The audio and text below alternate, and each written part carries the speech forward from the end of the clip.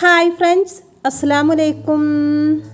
ഇന്നത്തെ നമ്മുടെ റെസിപ്പി നല്ല സോഫ്റ്റും അതുപോലെ തന്നെ നല്ല ടേസ്റ്റിയുമായ യമനി റൊട്ടിയുടെ റെസിപ്പിയാണ്. അപ്പോൾ ഈ ഒരു റൊട്ടി നമ്മൾ തയ്യാറാക്കുന്നത് ഗോതമ്പ് പൊടി വെച്ചിട്ടാണ്. ചോറും മുട്ടയും ഒന്നും ചേർക്കാതെയാണ് നമ്മൾ തയ്യാറാക്കുന്നത്. എങ്കിൽ ഇത് നല്ല സോഫ്റ്റായി തന്നെ നമുക്ക് ലഭിച്ചിട്ടുണ്ട്. അപ്പോൾ നമുക്ക് നേരെ റെസിപ്പിയിലേക്ക് പോകാം. ഈ ഒരു റൊട്ടി തയ്യാറാക്കാനായിട്ട് നമുക്കൊരു ബൗളിലേക്ക് 3 കപ്പ് ഗോതമ്പ് പൊടി ഇട്ട് കൊടുക്കാം. ഇനി നമുക്ക് ഇതിലേക്ക് ആവശ്യമുള്ള ഉപ്പ് ചേർത്ത് കൊടുക്കാം.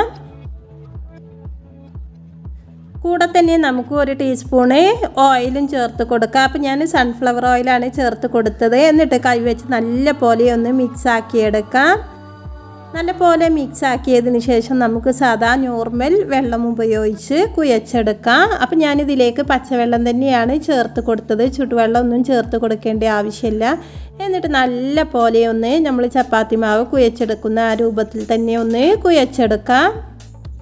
അപ്പം നല്ല പോലെ സോഫ്റ്റ് ആവുന്നത് വരെ നമ്മൾ കുഴച്ചെടുത്തിട്ടുണ്ട്. ഏകദേശം ഒരു 4-5 മിനിറ്റ് ഞാനിത് കുഴച്ചെടുത്തിട്ടുണ്ട്. ഇനി നമുക്കിതൊന്ന് റെസ്റ്റ് ചെയ്യാൻ വെക്കണം. അതിനു മുമ്പ് കയ്യിലൊന്ന് കുറച്ചൊരു ഓയിൽ പുരട്ടി നമുക്കിതിൻ്റെ മുകളിലൊന്ന് ആക്കി കൊടുക്കാം. അപ്പോൾ ഇത് ഡ്രൈ ആവാതിരിക്കാൻ വേണ്ടിയിട്ടാണ് ഇതുപോലെ ചെയ്യുന്നത്.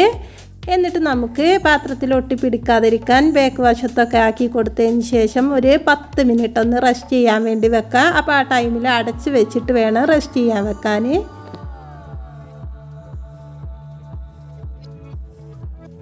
മാവ് കുഴച്ച് വെച്ചിട്ട് 10 മിനിറ്റ് കഴിഞ്ഞിട്ടുണ്ട്. അപ്പം നമ്മുടെ മാവ് നല്ല സോഫ്റ്റ് ആയിട്ടുണ്ട്. ഇത് നിങ്ങൾക്ക് കാണുമ്പോൾ തന്നെ മനസ്സിലാവുന്നുണ്ടാവും എത്രത്തോളം സോഫ്റ്റ് ആയിട്ടുണ്ട് എന്നൊക്കെ. ഇനി നമുക്കിത് ബോൾസ് ആക്കി എടുക്കാം. ആദ്യം നമുക്ക് കൗണ്ടർ ടോപ്പിൽ കുറച്ച് പൊടി തൂവി കൊടുക്കാം. എന്നിട്ട് ഇതുപോലെ ഒന്ന് ചെയ്തെടുക്കാം. അപ്പോൾ ഇത് ബോളാക്കി എടുക്കുന്ന ടൈമിൽ നമ്മളൊരു 2 ചപ്പാത്തിയുടെ ബോളിൻ്റെ വലുപ്പത്തിൽ വേണം ആക്കിയെടുക്കാൻ. അപ്പം നമ്മൾ മുഴുവനും ബോൾസ് ആക്കി എടുത്തിട്ടുണ്ട്. ഇനി നമുക്ക് ഇത് ഓരോന്നെടുത്ത് ചപ്പാത്തി പരത്തുന്ന അതേ രൂപത്തിൽ തന്നെ ഒന്ന് പരത്തിയെടുക്കാം. അപ്പോൾ അതുപോലെ നമ്മൾ പരത്തിയെടുത്തിട്ടുണ്ട്. എന്നിട്ട് കുറച്ച് ഓയിലൊന്ന് സ്പ്രെഡ് ചെയ്ത് കൊടുക്കാം. കൈ വെച്ചിട്ട് ആകെ ഒന്ന് ആക്കി കൊടുത്തതിന് ശേഷം നമുക്കിതിൻ്റെ മുകളിലേക്ക് കുറച്ച് പൊടി വിതറി കൊടുക്കാം. ശേഷം നമുക്കിത് 2 സൈഡും ഇതേ രൂപത്തിലൊന്ന് മടക്കി കൊടുക്കാം.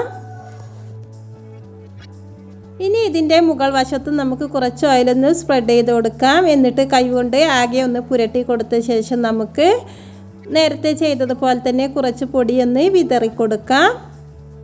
ഇനി നമുക്ക് ഇതിൻ്റെ 2 സൈഡും ഇതുപോലെ ഒന്ന് മടക്കിയെടുക്കാം. അപ്പോൾ ഇതുപോലെയാണ് നമുക്ക് ലഭിക്കേണ്ടത്. ഇനി നമുക്ക് മുഴുവനായിട്ടും ഇതുപോലെ തന്നെ ഒന്ന് ചെയ്തെടുക്കാം. അപ്പോൾ മുഴുവനായിട്ട് ഞാൻ ഇതുപോലെ ചെയ്തെടുത്തിട്ടുണ്ട്. ഈ ഒരു റൊട്ടി നല്ല സോഫ്റ്റും അതുപോലെ തന്നെ ലെയറായിട്ടാണ് ഉണ്ടാവുക. ഇനി നമുക്കിതൊന്ന് ചതുരത്തിൽ തന്നെ ഒന്ന് പരത്തിയെടുക്കണം. അപ്പോൾ സ്ക്വയർ രൂപത്തിലാണ് നമ്മുടെ ഈ റൊട്ടി പരത്തിയെടുക്കേണ്ടത്. സാധാരണ ചപ്പാത്തി പരത്തുന്ന അത്രയും നൈസായിട്ട് നമ്മളിത് പരത്തിയെടുക്കരുത്. അതിലേറെ ഒന്നും കൂടിയും കനം കൂട്ടിയിട്ട് വേണം പരത്തിയെടുക്കാൻ. ഈ ഒരു റൊട്ടി നല്ലപോലെ പൊങ്ങി വരാൻ വേണ്ടി നമ്മൾ ഇതുപോലെ പരത്തുന്ന ഓരോന്നും അപ്പോൾ തന്നെ ചുട്ടെടുക്കാൻ ശ്രദ്ധിക്കുക. മുഴുവനായിട്ടും പരത്തിയ ശേഷം ചുട്ടെടുക്കുമ്പോൾ കറക്റ്റ് പൊങ്ങി കിട്ടില്ല. അപ്പോൾ പരത്തുന്നതോട് കൂടി തന്നെ നമ്മളിത് ചുട്ടെടുക്കുകയും ചെയ്യാം. ഓരോ റൊട്ടി ചുട്ടെടുക്കുന്ന ടൈമിലും ചൂടായ കല്ലിൽ കുറച്ച് ഓയിൽ പുരട്ടി കൊടുത്ത് ഇട്ട് കൊടുക്കാം. ശേഷം ഇതുപോലെ കുമിള വരുന്ന ടൈമിൽ മുകളിലും കുറച്ച് ഓയിലൊന്ന് സ്പ്രെഡ് ചെയ്ത ശേഷം നമുക്ക് തിരിച്ചു മറിച്ചു ഇട്ട് വേവിച്ചെടുക്കാം. നമ്മുടെ വീട്ടിൽ ഗസ്റ്റ് വരുന്ന ടൈമിൽ അല്ലെങ്കിൽ കുട്ടികൾക്കൊക്കെ ഒരു ചേഞ്ചിന് വേണ്ടിയൊക്കെ ഇതുപോലെയൊക്കെ ഒന്ന് ഉണ്ടാക്കി നോക്കുക.